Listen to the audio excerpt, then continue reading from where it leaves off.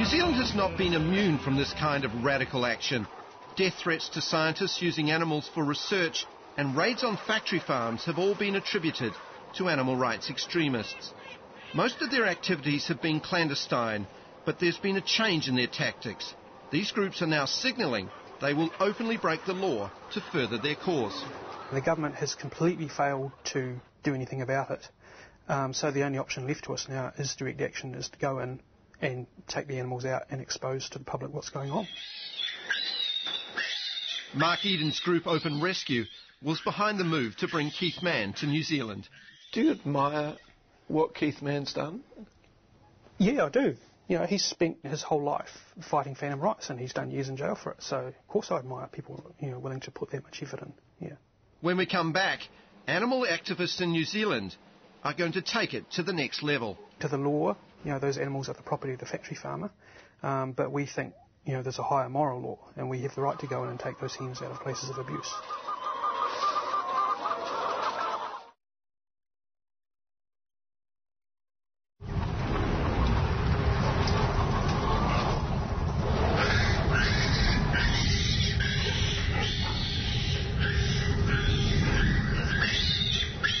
Animal activists raiding a New Zealand pig farm in the middle of the night.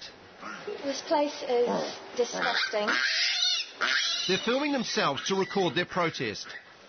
We can hardly breathe in these conditions because there's a war going on. There's cockroaches crawling all up and down the walls. For hearts and minds. Some of the sows here are so sick that they're actually not even moving. They've been undercover for years, but New Zealand's animal activists like Deirdre Sims are now openly breaking into factory farms, stealing animals, showing their faces, and daring the police to arrest them. But what you're doing essentially is stealing.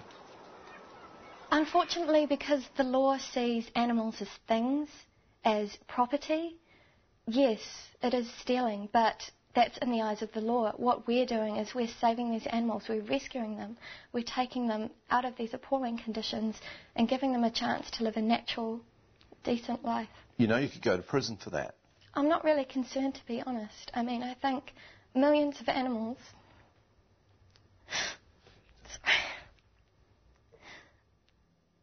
It obviously does upset you. Yeah, it does. Not the thought of going to prison, but, I mean, just millions of animals are suffering in New Zealand each year, and I mean, the thought of going to prison or court, I mean, it just means it's nothing in comparison. Last year, the Agriculture Minister Jim Anderton gave the egg industry an exemption from the animal welfare laws. It meant they could continue to use these size cages for battery hens. He ignored a recommendation from Parliament's Regulations Review Committee that the cages breached the Animal Welfare Act. When Jim Anderton said it would be a seismic shift for the industry, it was the last straw for the activists. And at that point, there was no other lobbying to do, there was no one else left to convince, and we thought, well, the only option now, if the minister is going to ignore public opinion, is to go and break the law. How far are you prepared to go? The aim is to win. The aim is to abolish factory farming in this country. And so we'll do whatever it takes, to get that result. Overseas, there have been bombings, arsons, threats to people. Not something I would do. I don't know. As long as no one gets hurt, I don't have a problem with any kind of costing the farmers money. As long as no animals or people get hurt, I'm fine with that. Open Rescue now regularly conducts illegal entries into factory farms to steal animals since they decided to take the law into their own hands. They film all the raids themselves, including this one at a broiler chicken farm near Auckland. Deirdre Sims of Open Rescue believes these chickens are being grown for the fast food industry. This chicken here, her skeleton cannot support the weight of her body because she's been selectively bred to grow it at a normally fast rate. There are around 100 activists involved in animal rescue in New Zealand, all prepared to openly flout the law. At the moment, especially you can see there's at least 12 hens in this one cage. Very crowded, very dusty. Mark Eden was raided by police after breaking into this battery hen farm near Foxton. Well, we had 7 cops come into this office here, The police removed files, computers, tapes and photographs.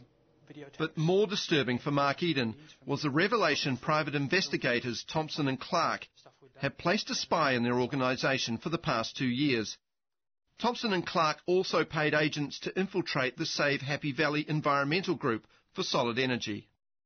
It does make you paranoid to find out that private investigators were inside our group for so long and getting a lot of information about us and giving it to the industry. Do you have any evidence that the person who was spying on you was working for those industries? We don't know who the client is. Thompson and Clark will be working on behalf of one of the industry groups. We don't know which industry it is, but obviously, 2 years' worth of emails were being passed on and other information from our group. So it'll be some kind of animal abuse industry. Madam Speaker. Sunday made repeated requests to Jim Anderton, the Agriculture Minister, and Michael Brooks, who represents the poultry industry, for an on-camera interview on animal activism. Both Jim Anderton and Michael Brooks declined, stating they didn't want to give animal activists any further publicity that may fuel illegal behaviour. The industry says it follows strict guidelines set down by the government, but factory farming is a touchy issue and commercially sensitive for the poultry industry.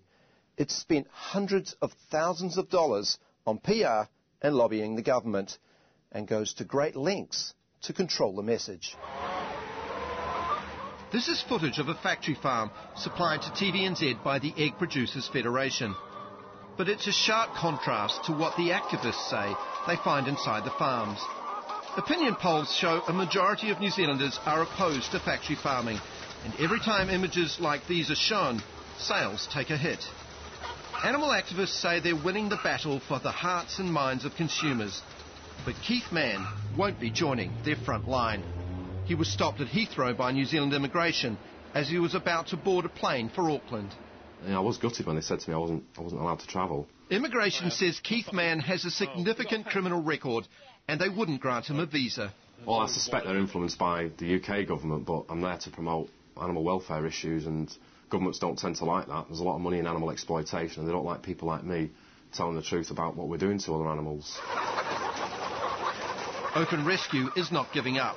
They say their next target is the New Zealand meat industry. At the moment, we're quite confident that we're going to get factory farming abolished in the next few years. And then you're going after the meat industry? Eventually, yeah. Which is our second greatest exporter, isn't it? Yep. So it's going to be a hard job, but it's the right thing to do.